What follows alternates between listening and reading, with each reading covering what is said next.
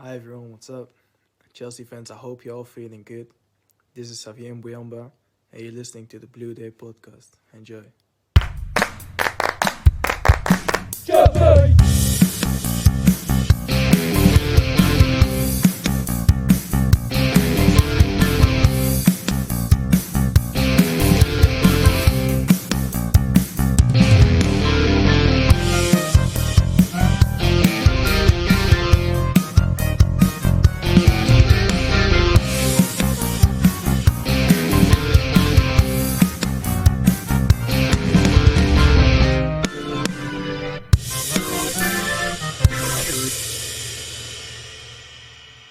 Welcome back, my friends, to the podcast that will never end. This is the Blue Day podcast, and for Chelsea fans everywhere, every day is a Blue Day.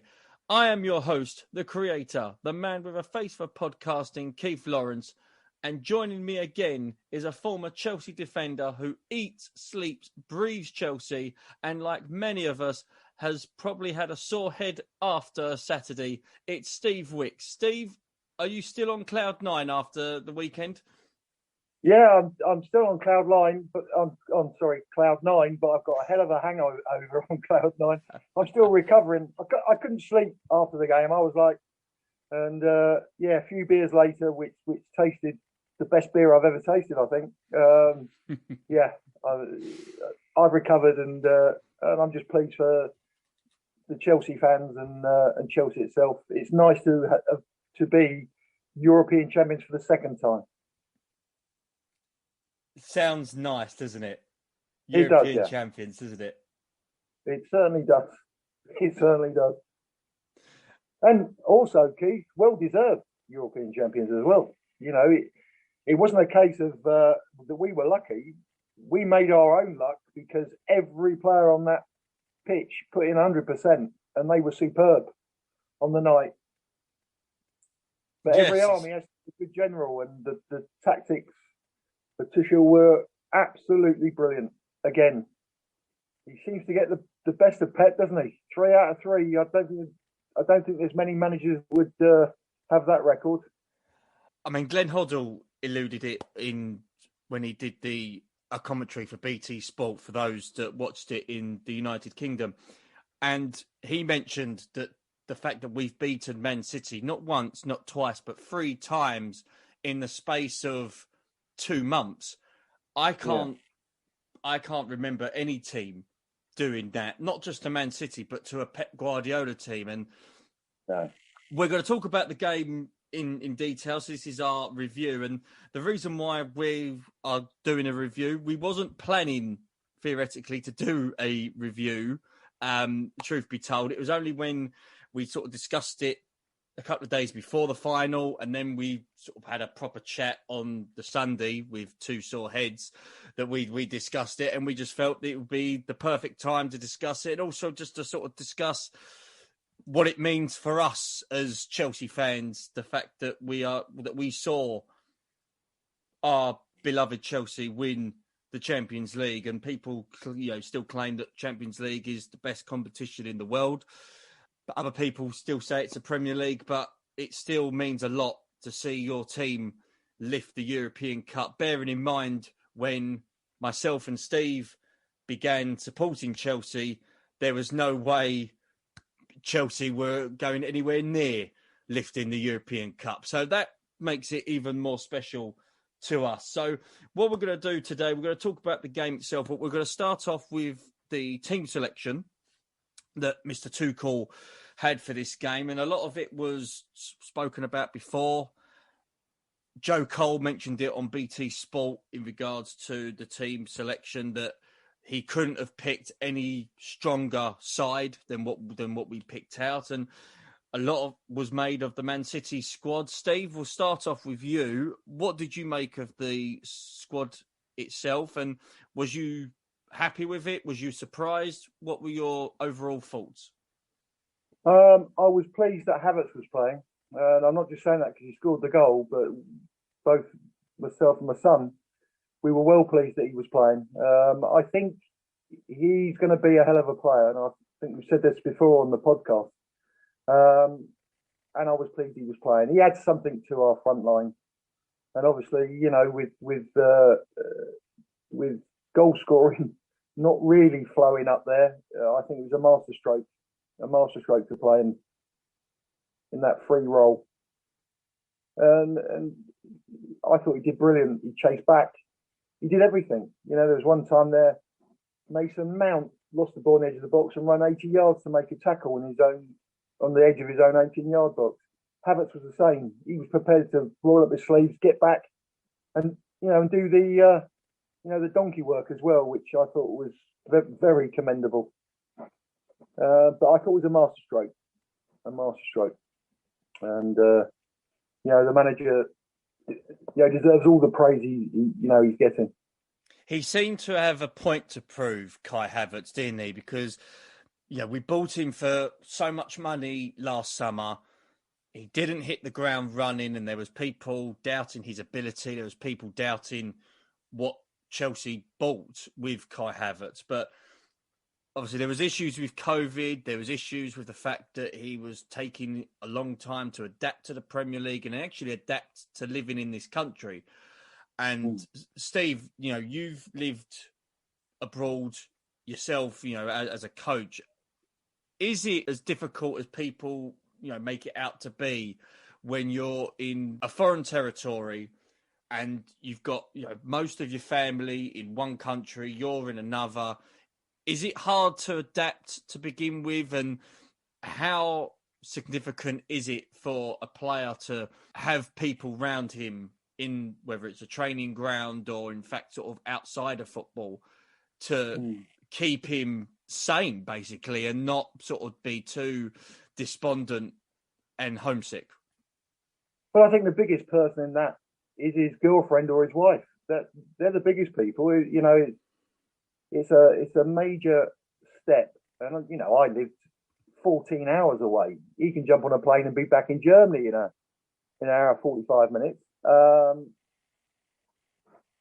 But that person is the one that if she's happy, life is easier. If she's unhappy, then that causes problems. But with regard to, his teammates are also important.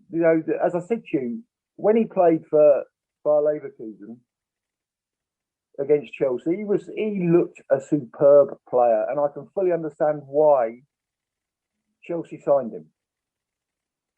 But this has been like no other season. He's playing 3 games a week. He's playing, in a league which takes time, as it's proven, with other players. It takes time to get used to the physical side of the Premier League, and also the pace of the Premier League.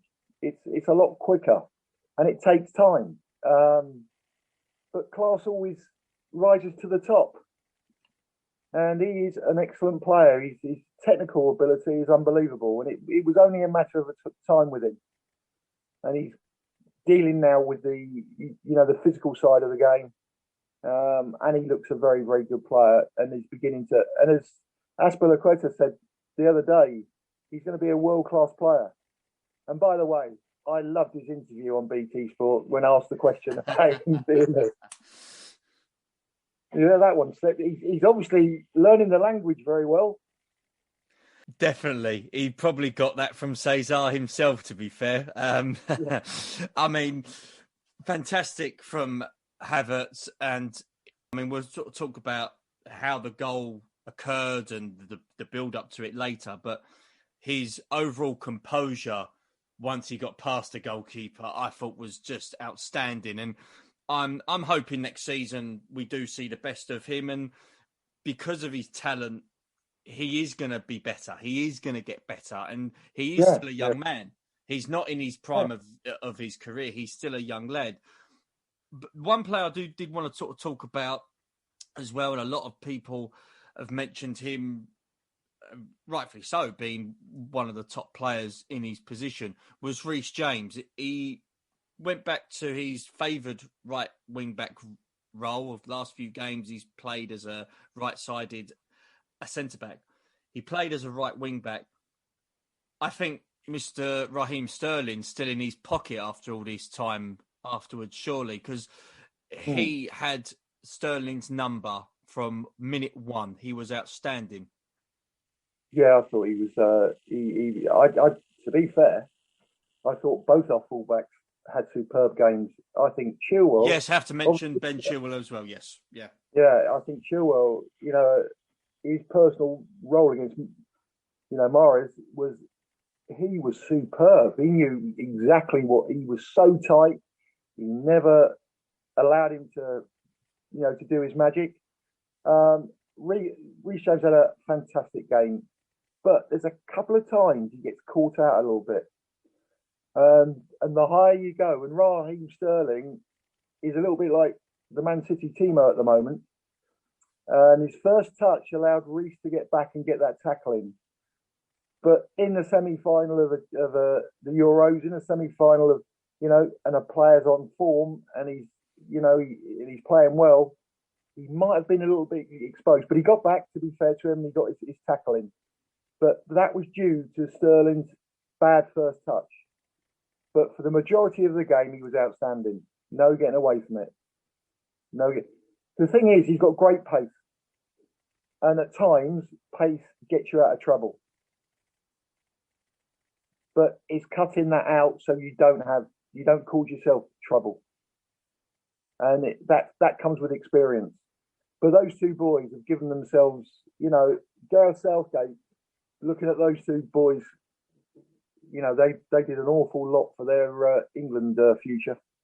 Oh, that's absolutely. Sure. Absolutely. But everyone in that back four, I think, Rudiger made a fantastic challenge. Azpilicueta made a fantastic challenge. And Christensen, when he came on, that's what we've been talking about, where I keep saying to you, there's a centre-half in there, a good centre-back. He's got everything, but he lacked that physical. But he was throwing himself about and playing like a centre-back rather than showing everyone he's a good footballer. Christensen came on for Thiago Silva, and even when Thiago Silva was on the pitch, I thought he was outstanding for the time he was on there.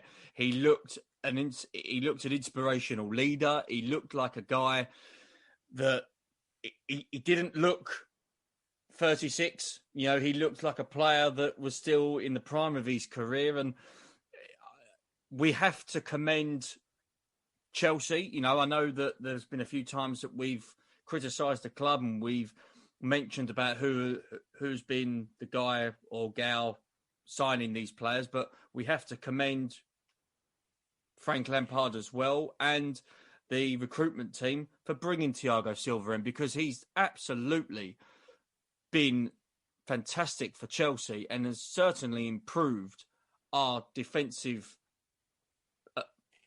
overall ability to keep clean sheets.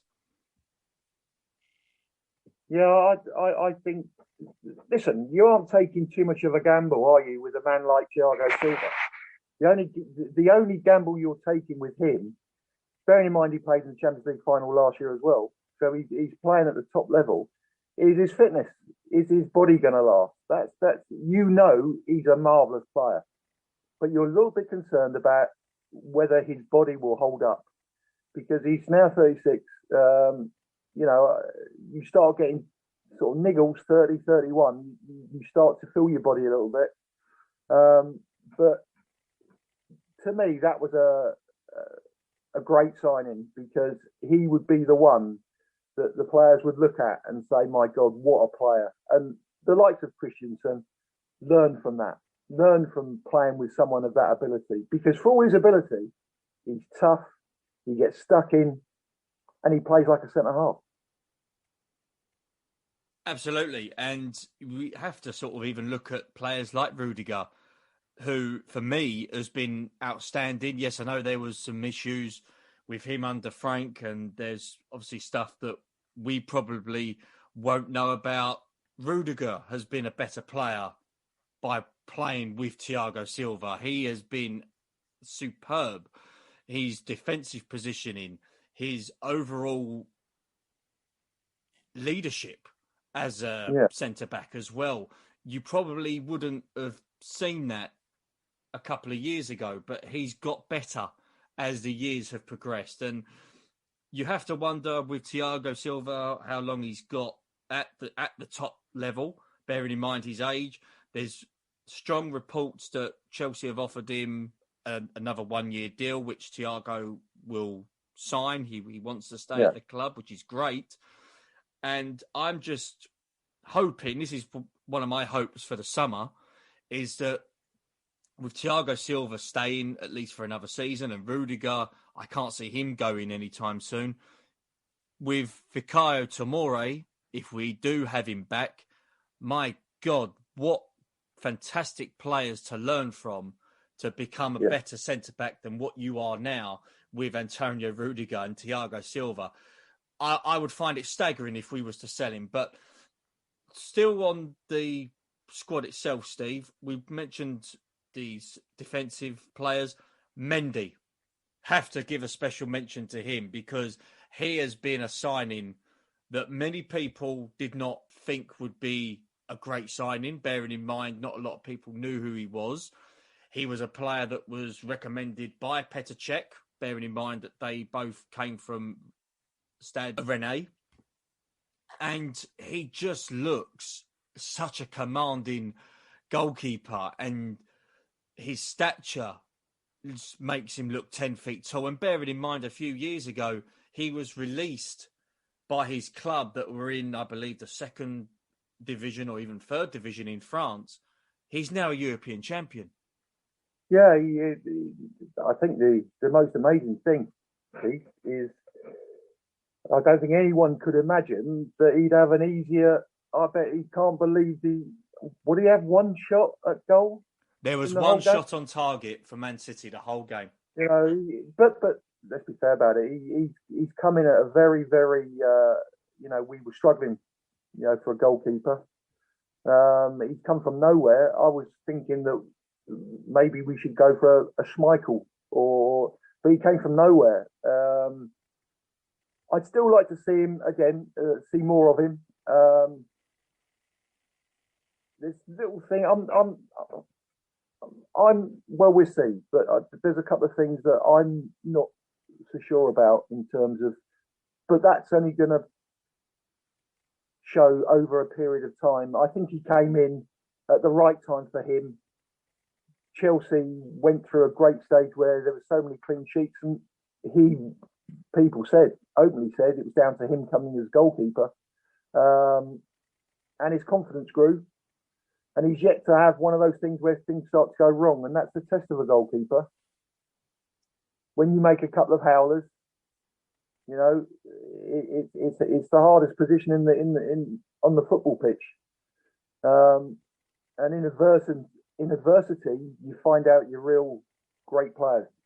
Good point. And I think, as you say, next season will be key for Mendy as well, if he can carry on this great run of form whereby he's keeping clean sheets. And also he's just giving the defence such a relief knowing that he is behind the centre-backs, and the centre-backs don't have to worry about if any long-range shots go in. We've got a goalkeeper that is capable of dealing with them.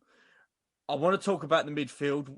We can't sort of not talk about the performances of N'Golo Kante. And also we have to sort of give a special mention to Jorginho as well. I know last week one or two people did actually get in touch with me about my views on Jorginho. And to be honest, my views still stand. I still believe that he is, when I looked at the game on Saturday and I looked at his performance, yes, it was very good. But then when I'm comparing it to other players in that team, I still felt that he was the weakest link out of the 11, but I will freely admit that Jorginho played arguably his best game for us on Saturday, and he was outstanding. Him and Kante is a good midfield partnership. Yes, Jorginho can be a little bit too cautious with the ball, and he does make the odd mistake, but you tell me a defensive-minded midfielder that hasn't made a mistake. People are criticising John Obi Mikel when he was at Chelsea. I was one of them. I didn't rate Mikel at first, but then Mikel stood up to the plate against Bayern in 2012, and his legacy is now assured at Chelsea. Jorginho, for me, he's done that as well. Yeah, I think every one of that team. And at the end there, Jorginho was running in quicksand where he'd absolutely given everything. And as a manager and as a fan, that's all you want is for your players to just give everything. And he did things that I've never seen him do before. He was tackling, he was chasing back, he was doing, and he had a great game. He had a great game, and as much as people, all these players that are playing at that level are fantastic players. They're good players. You don't get that far in, and to me, this is the hardest cup to win in football, in club football. The Premier League. I can't understand this. What would you rather be? Win the Premier League or be European champions? The champions of Europe? I think I'd rather be champions of Europe, to be honest. And I've always said, that and this is what I think what holds that in good is how much Pep wanted it to win the Champions League. He knows it's the hardest competition to win, and he's finding out with the experience he's having, it's the hardest competition to win. And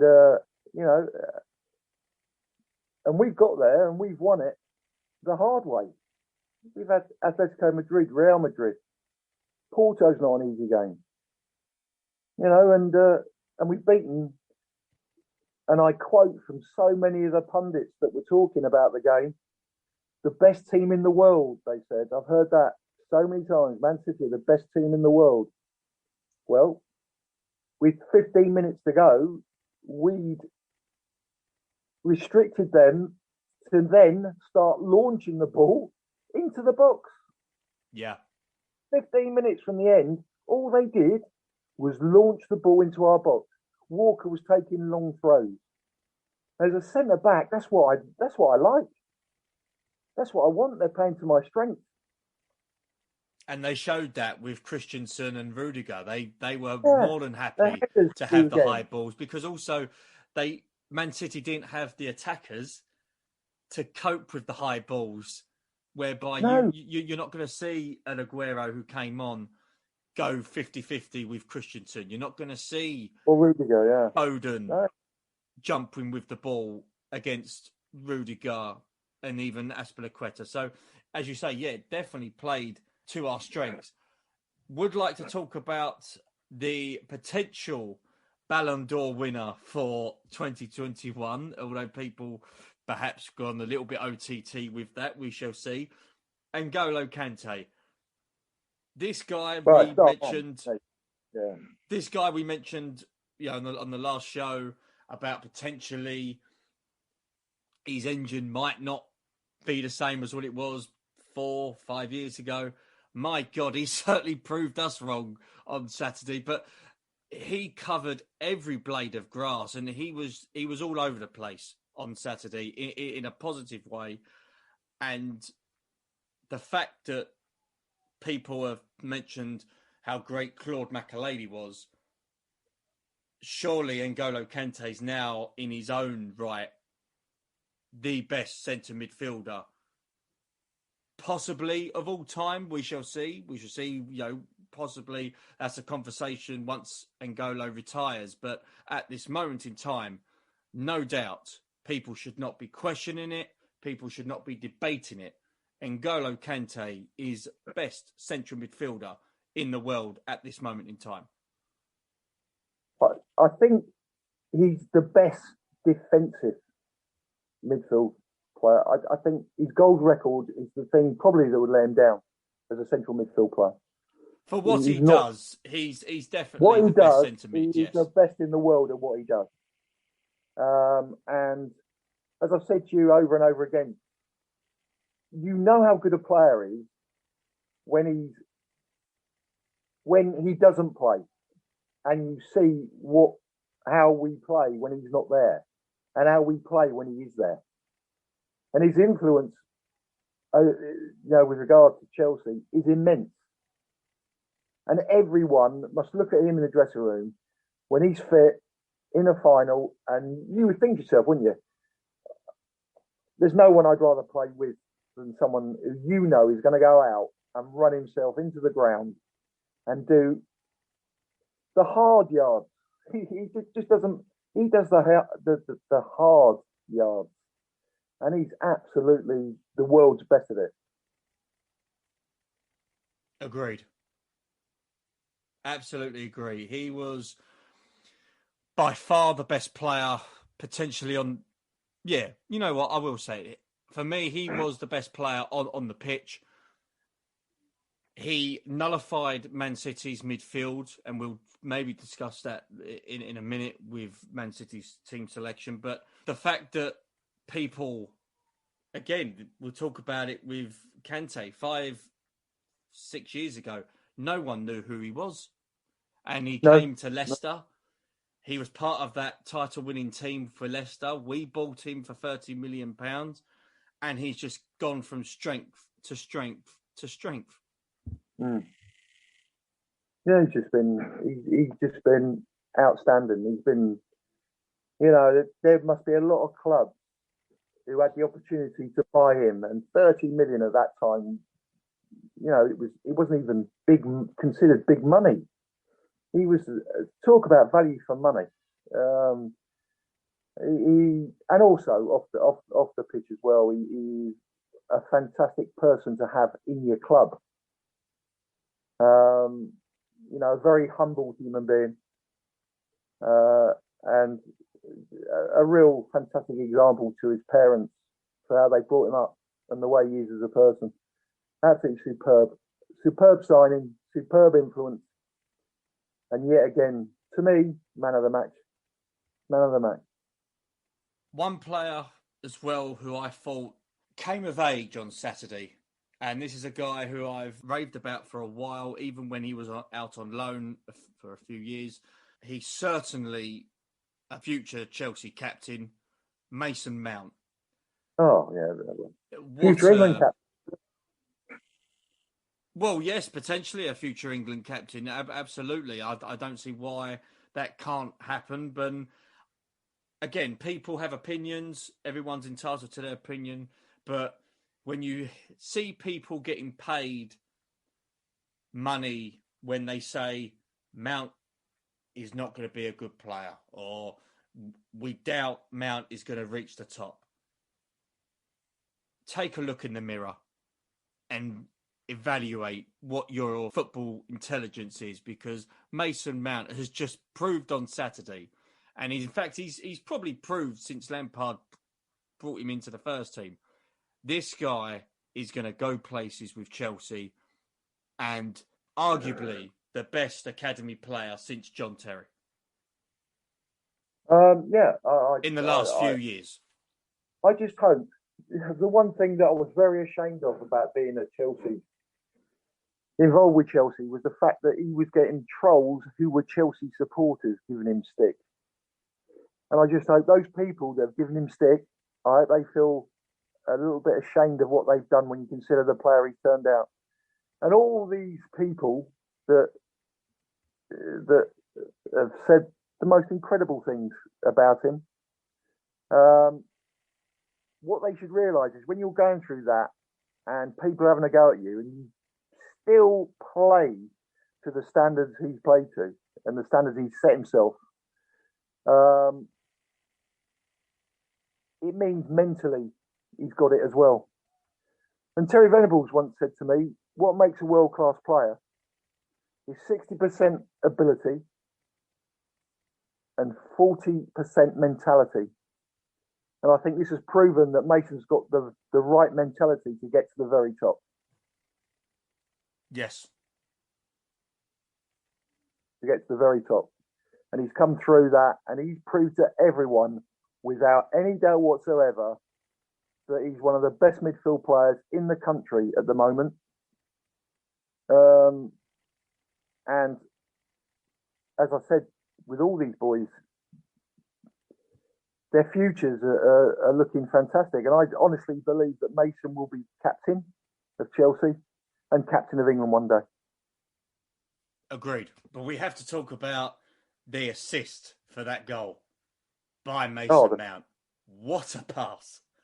Well, the build-up on that. Chilwell's touch was absolutely sublime when he laid it. He sort of outside of his left foot, round the corner, gets it back, plays it into Mason Mount, and that was a slide rule pass, wasn't it? It was absolutely superb, and a great finish. You know, the goalkeeper. What was quite weird about that was it'd have been interesting if he'd have missed and it had gone back. The goalkeeper handballed the ball and he could have got sent off. And someone did say while we were watching the game, what would you rather have? Want to be 1-0 up or 0-0 with their goalkeeper off and Man City down to 10 men? But I don't know which I'd rather have. I'd rather have the 1-0. But yeah, because he was out so quick and his touch and to get round him was a lot harder than what probably people thought it was. Yes. But a great ball by Mason. God, that was an absolute slide rule perfection. The fullback got caught out. He was the one that allowed Havertz to run. But a great finish. Great finish.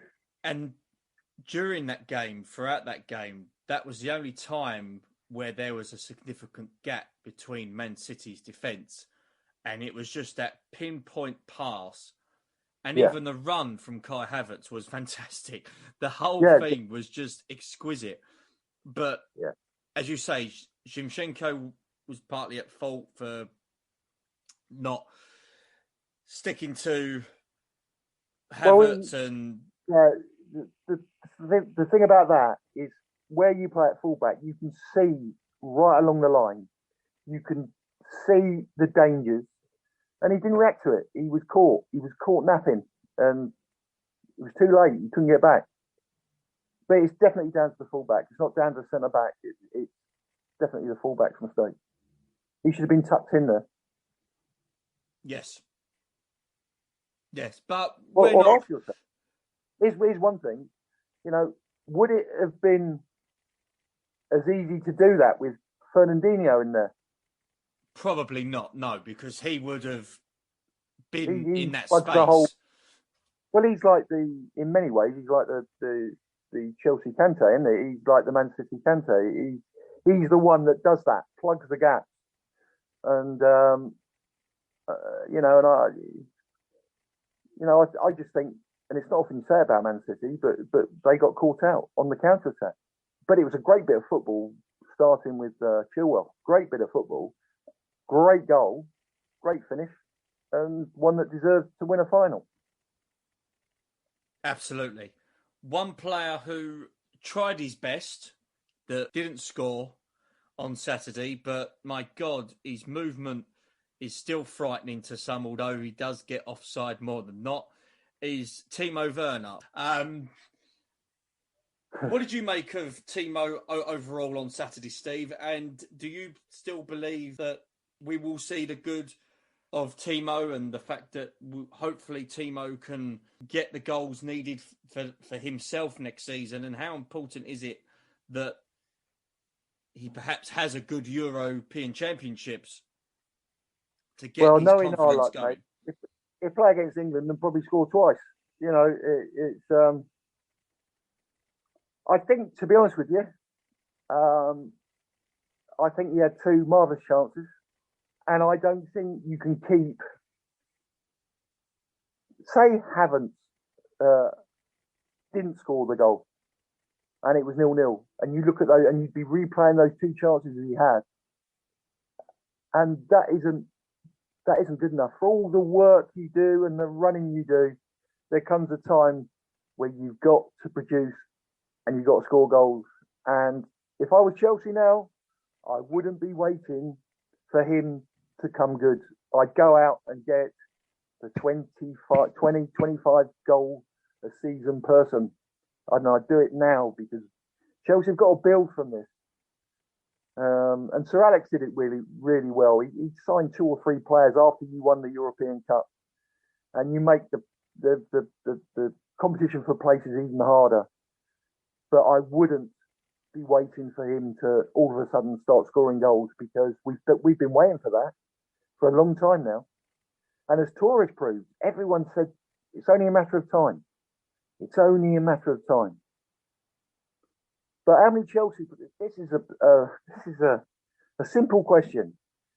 How many Chelsea supporters would have liked Timo Werner to be in the position Kai Havertz was in, with the opportunity to score that goal?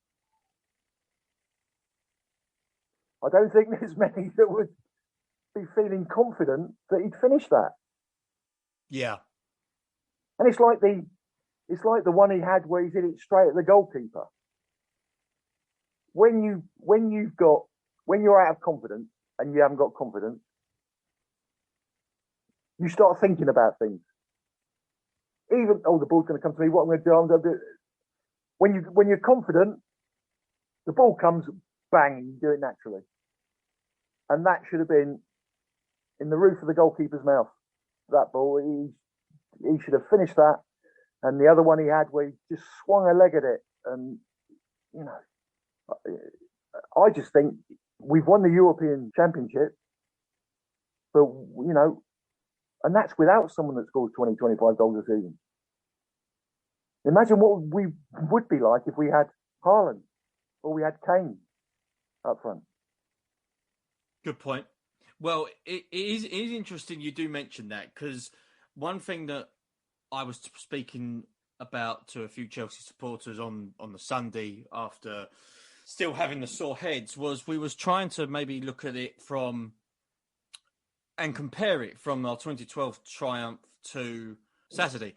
First of all, I would like to say that I don't believe this one beats the 2012 one. I think the 2012 one will forever be, for me, the best one because it was the first one and it was against all the odds. We came through a poor Premier League season where we finished, I believe, 6th. We didn't do too well midway through the season and AVB was sacked. We brought in Di Matteo, who didn't have, as a coach, the experience that top clubs would have gone for. The fact that he was an assistant manager, he was given the reins, was a lot different to what clubs like Madrid or Barcelona probably would have gone for. And even in the Champions League that season, we was at the stage of going out on more than one occasion against the likes of Napoli and Barcelona. We overcame that.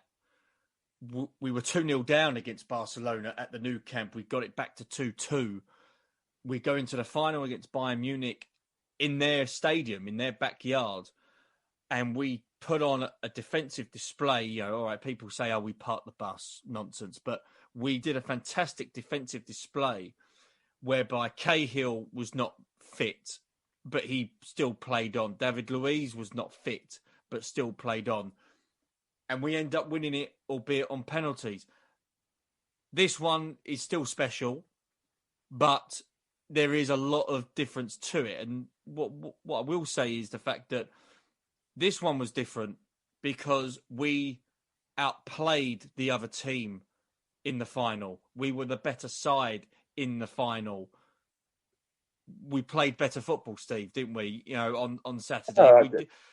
And again, defensively, we looked comfortable. There was no part of the game on Saturday, even when we scored, there was no part of me that thought City can score here, because I just felt so not relaxed because it was a final, but I felt assured that Mendy had everything covered. And based on when Christensen came on and he was getting in front of everything, Rudiger was getting in front of everything,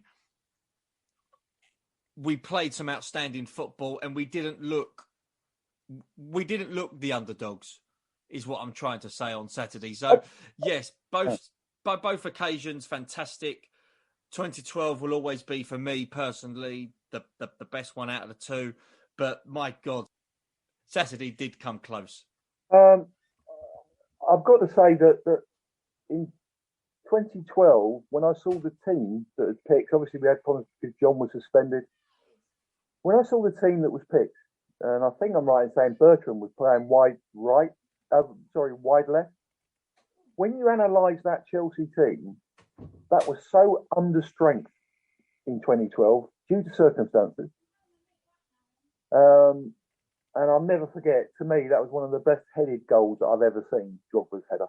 I thought that was absolutely superb. Now, if you look at on Saturday, the whole of the football world thought that Man City were going to win. I think we've come off that bit. It was like a carbon copy to me. And I said to you after the FA Cup semi-final, there was not one stage in that game where Man City put us under any constant pressure, and they were hitting the bar and hitting the post, and shots were going just past the, and that's what Man City do to teams. They steamroll the teams, but they've never done that to us. And on Saturday, we came off that pitch worthy winners. No one, not even your most ardent Man City fan, could turn around and say Chelsea didn't deserve that. And that's what as I said to you, before the game on TalkSport Radio, all I kept hearing was Man City are the best club team in the world. Well, we showed them, didn't we? Yes, we did. Showed them because at the end of it, as I said to you before, they resorted to long throws and launching the balls into our box. That's where our tactical and the setup of our team tactically, we reduce them to that. And no one does that to Man City. They ran out of ideas. And that is a real, for a coach to set up his side and to do that to one of Pep Guardiola's teams is a real gold star and a tick and 10 out of 10. Yeah, absolutely. One player came on, we will discuss him because he had a chance to pretty much kill the game, but unfortunately missed, was Christian Pulisic. He came on. It hasn't been his finest season. Injury and lack of form hasn't helped. But he had that great chance, Steve, didn't he? And I think 99% of people that were there and people that were watching it was expecting the net to bulge. It didn't. It could have caused problems. He scored, though. Yeah, watch it on TV. I thought he scored. I thought he was in. I couldn't believe it when it's gone wide. But something. He's another one. There's a lot of fringe players that've got to make their move. They've got to make their move. And the biggest thing about being a manager is trusting players. Trusting players. Pulisic at the moment, if I'd give him a mark out of 10 since he's been at Chelsea, I'd say 6. And I don't think that's good enough. Interesting. And all these little fringe players now, Chelsea have to move on. They've got to now make sure that the signings that we're going to have, they've got to be people you can trust and you're not taking a gamble. And I think the Chelsea recruitment, there's been a lot of gambles. And I don't think it seems to me that some of the signings have been a little bit, I'm questioning quite a lot of them. But as we've said, Mendy has proved to be a good signing. He has, and I think Thiago Silva was great in order to stabilise a very iffy defence at one stage, and as it proves, it's now got solid, and it's a good defence, and I think he's been invaluable with his experience, and other players have learned off him. Havertz is a fantastic player, but I question the other two, Ziyech and Werner. I do question them on what I've seen. Yeah. And now's the time to go out and get almost like the finished product, because Chelsea now have a title, European champions, and they've got to maintain that. Look at Liverpool. They were Premier League champions, and they've had well, they pulled it round unbelievable, but they've had a real hard season. And we've got to make sure that doesn't happen to us. Steve, what I was going to do, we're obviously talking about the Champions League win on Saturday. I wanted to sort of talk to you, because we did discuss it on our last episode, about players that we'd like to bring in, players that we'd like to hopefully leave the club. I did actually want to talk about the comparisons of Chelsea winning the Champions League in 2012 to now. And you did touch on it briefly about the importance of a statement signing. You know, you've mentioned the great Sir Alex Ferguson. When he won the Champions League, he would go out and buy the best player available, because it was not just to freshen the squad up, it was to keep everyone on their toes. I just want to refresh your memory as well as the listeners as well that perhaps may have forgotten. When we won the Champions League in 2012, you've mentioned that the squad wasn't... It didn't have many players in different positions. It was quite... The depth wasn't there. That's the word I was looking for. The depth wasn't there.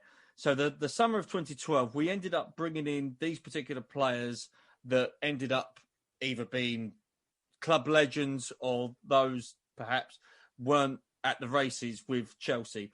We signed Eden Hazard the summer of 2012 for over £30 million. We brought in Oscar for around £30 million. We brought in Victor Moses from Wigan for just over £10 million. Cesar Azpilicueta came that summer of 2012 from Marseille for just under £8 million. What a signing he has been, and fantastic value. Marco Marin, young player from Germany. We signed him for just around about £8 million as well. We brought in Eden Hazard's brother, Torgan Hazard, who's made a great career for himself as well at the moment in Germany. We brought him in. Those were the signings we brought in that summer of 2012. Steve, just want to get your thoughts on them first, but overall, do you believe it's important that Chelsea bring in statement signings this summer, bearing in mind with City are going to likely improve their squad, Liverpool are going to likely improve their squad, United, they've been linked with 101 players. The fact that we are European champions, we've got that trophy to establish ourselves as one of the European elite. We've got to go out and get the very best now, surely. Yeah, I think your statement signing has got to be your centre forward, and whether it be Haaland or whether it be Kane,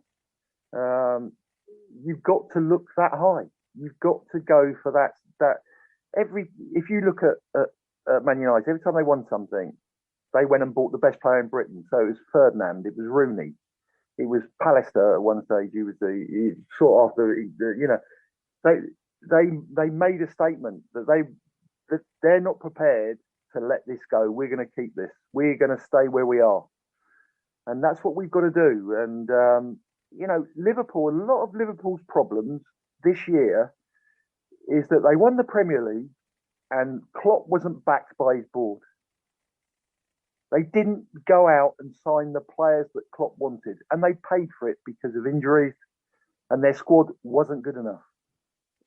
And and there's players we're talking about, I wouldn't hang my hat on them to come in and change the thing.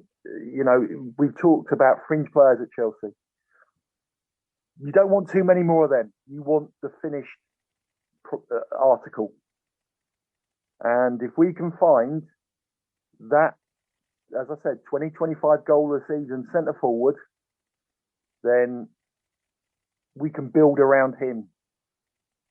And to me, as I said to you, I'd do whatever it takes to get Haaland, because he's the right age. He's 23. He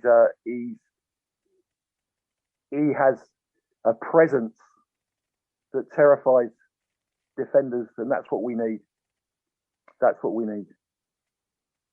And then if Werner plays wide and supplies him with goals, and it takes the pressure, and Werner then might click into goal scoring form. But I think he's fragile. And I think if we go into next season with our hopes pinned on him, I don't know whether he's mentally strong enough to turn this round. Because Torres couldn't do it at Chelsea. He couldn't do it. He had that bad season when he came, and he couldn't do it, Torres. All right, he scored one of the most important goals anyone could ever score in the semi-final against Barcelona, but he couldn't do it. And the longer this goes on, the scar becomes bigger and bigger and bigger. And I don't know whether Werner's got the mentality to pull this round. I hope I'm wrong, because he seems a great kid and he runs all day for Chelsea Football Club. But I have my doubts. Is there another position that you would look to strengthen with a statement signing? One that you look at clubs like Barcelona or PSG that they would look to sign? Would you sort of see another position that we may need to strengthen, bearing in mind, again, we've discussed in regards to the defence, Thiago Silva's not getting any younger, although he doesn't look it. Rudiger near the 30 mark.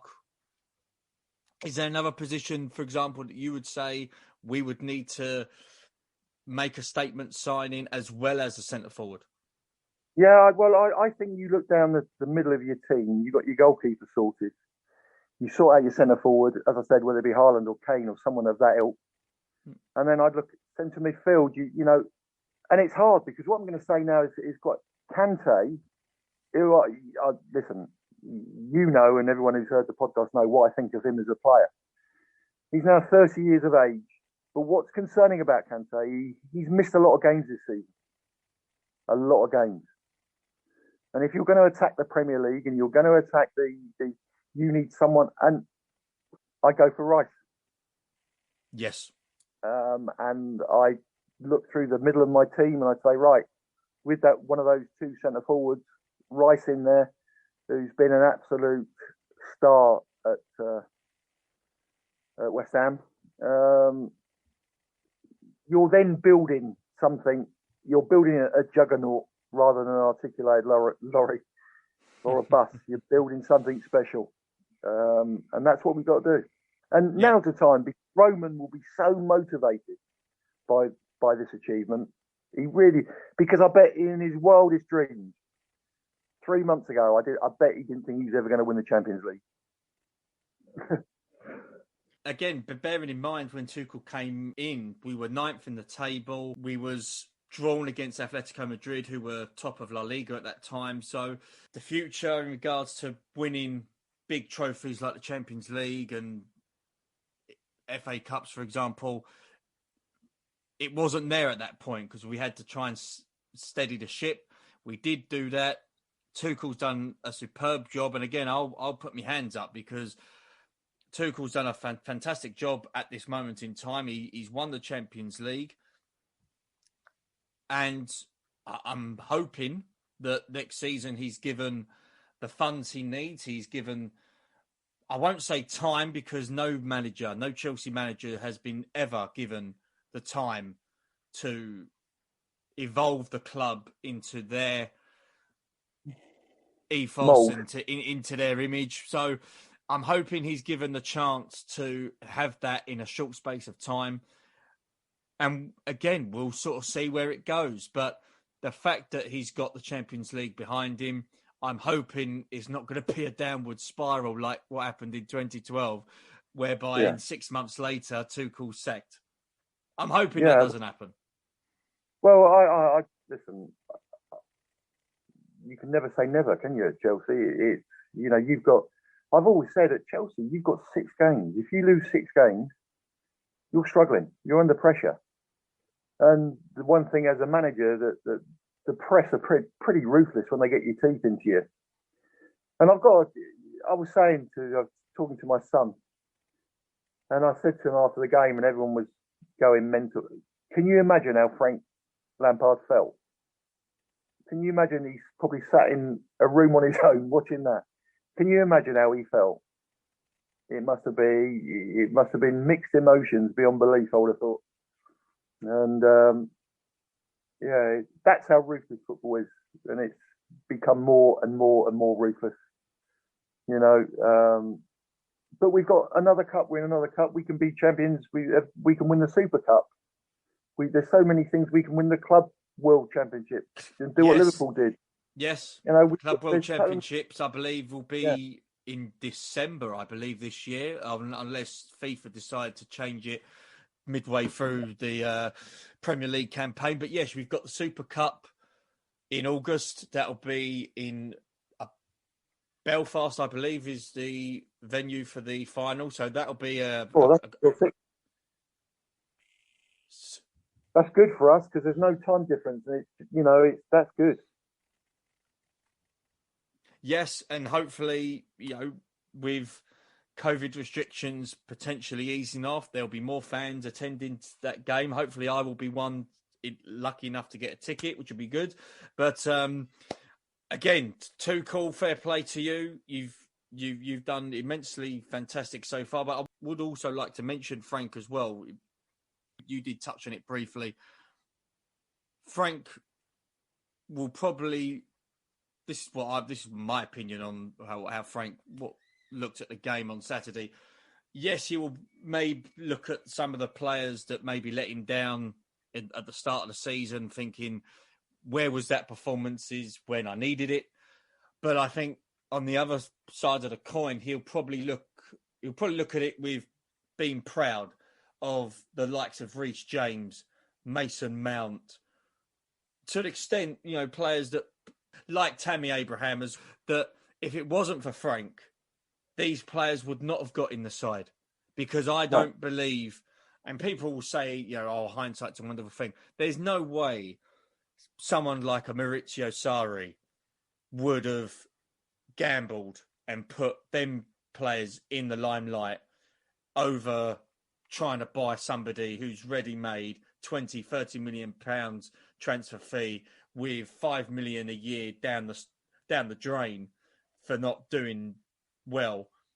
Frank took the chance. He needed to. And just look at him now, 2 years down the line, just 2 years down the line. Reece James is a European Cup winner, whereby a couple of years ago he was on loan at Wigan. Yeah. Mason Mount was on loan at Vitesse and then on Derby. He's now at Chelsea and he's a European Cup winner. But they're not European Cup winners whereby they've been on the bench for 80% of the season. They played near enough every game. And that, I believe, should make Frank proud. I'm hoping it does. And I'm hoping as well, Chelsea fans that perhaps were pleased that Lampard left. And I know there's some that are still a bit torn whether it was the right decision or not. I'm hoping there is a universal agreement that if it wasn't for Frank, people wouldn't be talking about Mount the way he is now. People wouldn't be talking about Reece James now. Yes, they would still probably be top players, but they wouldn't have got the pathway where they are now if it wasn't for Super Frank. He's turned Mount from Ben Nevis to Everest. Frank Lampard. He has done the most fantastic job. Having said that, his hands were tied at that time, and there was one way, but it gave him the excuse to say to Roman, "Listen, the academy that we've built and the players coming out are special," and they are. Chelsea earn a huge income from their academy, sending players out on loan all the time, and there's talent there, and all it takes is a bit of nurturing. And now, Mason Mount, Reece, they're two, top players. Top players. How much would they cost to buy them now? You're talking. You'd probably need a 50-year loan to probably pay off how much they are worth. I mean, it was interesting, actually. One of the journalists came out on Sunday. I can't remember his name on the top of my head, so forgive me if he is listening. But he put out something, it was either on social media or in the newspaper, whereby Chelsea received offers for Mason Mount last season. Yeah. And the season before last, where they were either looking to buy him outright or were looking to loan him. Chelsea at the time said he's not for sale at any price. We are not looking to loan him out again. And at that time, and this is based on what was said, they saw Mason Mount as untouchable. Yeah. And this was before this season. So it just goes to show how valued Mason Mount is to Chelsea Football Club and what he is now to Chelsea. Mm. Yeah, and even the likes of Reece James as well, who is definitely will be an integral part, of England's setup for the European Championships and even the World Cup sort of later down the line as well. Just fantastic to see, whereby when I look at where Chelsea was when Roman came in and we was buying players left, right and centre and the whole team changed. We was buying players for so much money. We win a European Cup with a lot of the team that were academy players. There's a good picture that was out on social media of the players that were at Chelsea for such a young age, and the likes of Hudson-Odoi, Tammy Abraham, Alturin, Mount, Christensen, James. It's fantastic to see. Yeah. Yeah, it is. It is fantastic to see. And we've got the bones of a good side. We've got to... All we've got to do now is make the right signings, because we need, as I said, to push on now. We need... And with the side we've got at the moment, although we've won the Champions League, I don't think it's consistent enough to win the Premier League. And that should be our aim at the start of the season, to win the Premier League. And I don't think we're going to be that consistent to win it. You know, as an example, the results leading up to the Champions League Final, we were a little bit iffy.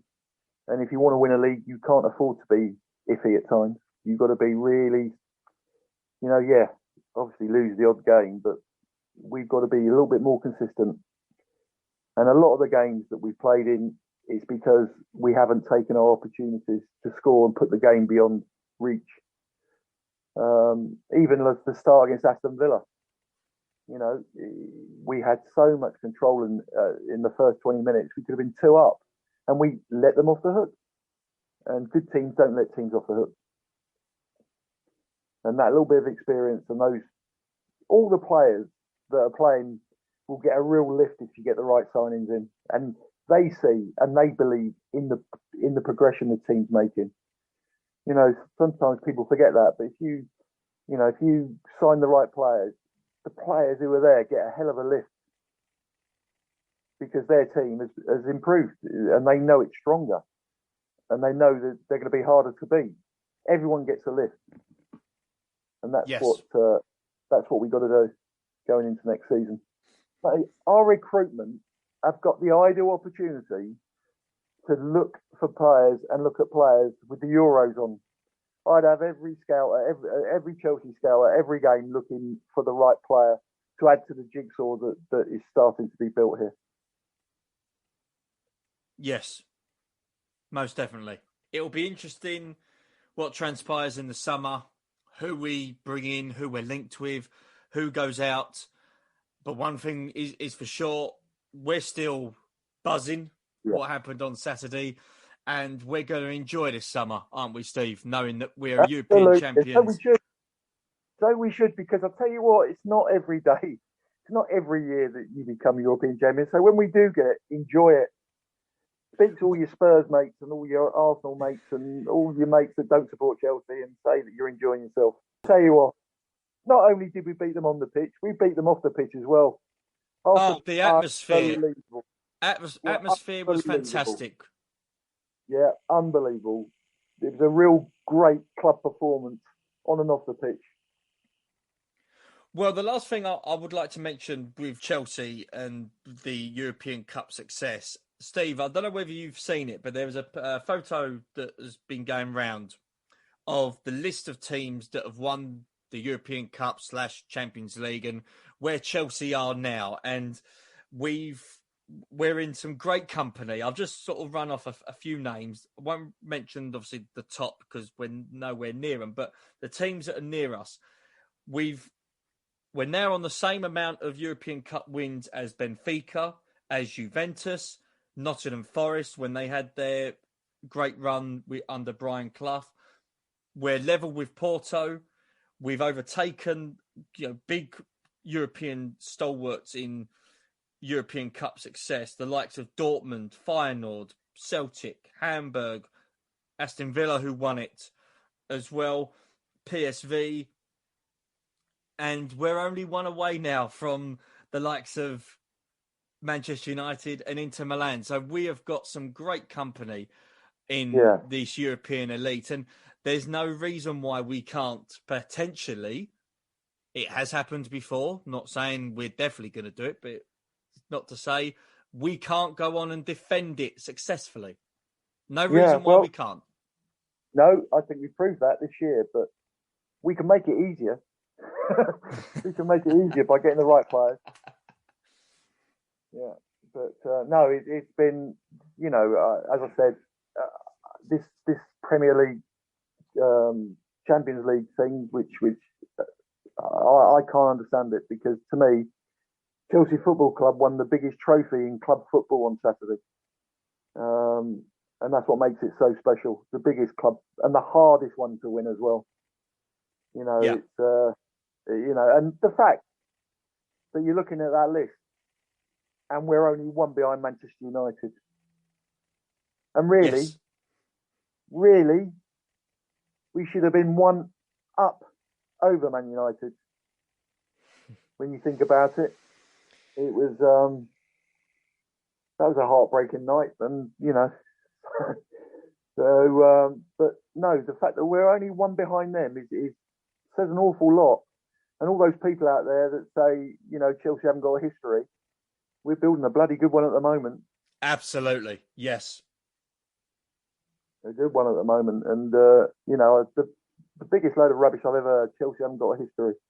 Well, they have got a history. And it's turning out to be, because now that result is history, so our history is becoming very, very good. And due to Roman and his investment and his faith,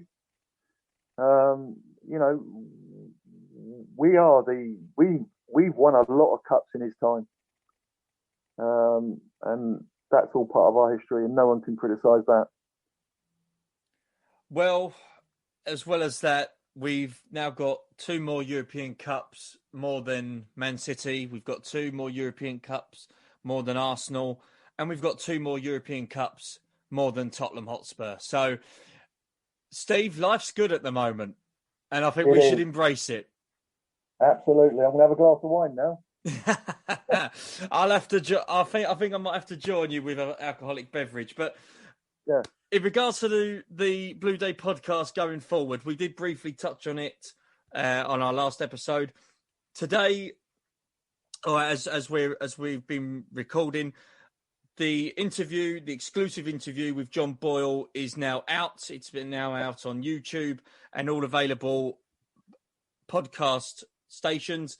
Fantastic interview with somebody who, again, played many, many games for Chelsea, won 3 trophies for the club. It's a great interview. I urge anybody who enjoys their history to listen to that. But we've also got big plans for the podcast as well in the summer. There is no off switch for us this summer, of course, because it's our first year being the Blue Day podcast. So while the European Championships are going about, we will be hopefully having more interviews with various people associated with Chelsea Football Club. We will be announcing some great names coming up.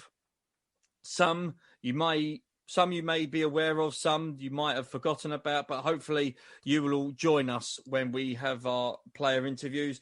And we're going to look forward to next season, Steve, whereby we'll be doing more match reviews and we'll be discussing who's come into Chelsea, who's gone out, and hopefully when this COVID's over, we'll actually do a couple of live videos at Stamford Bridge, which will be pretty cool.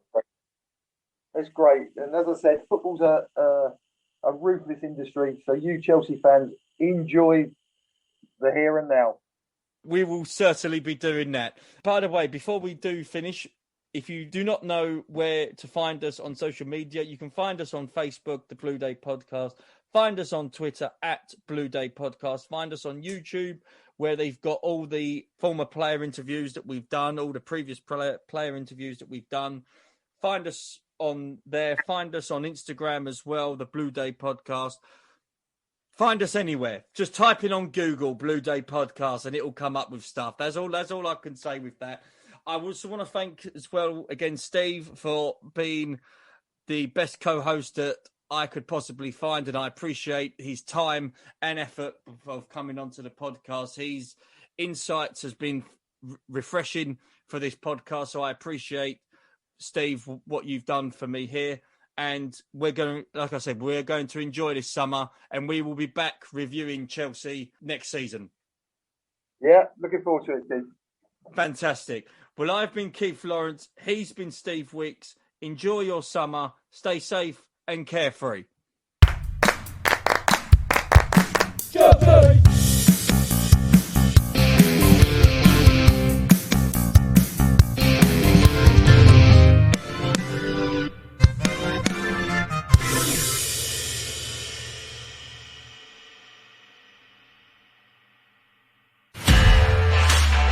This podcast is part of the Sports Social Podcast Network.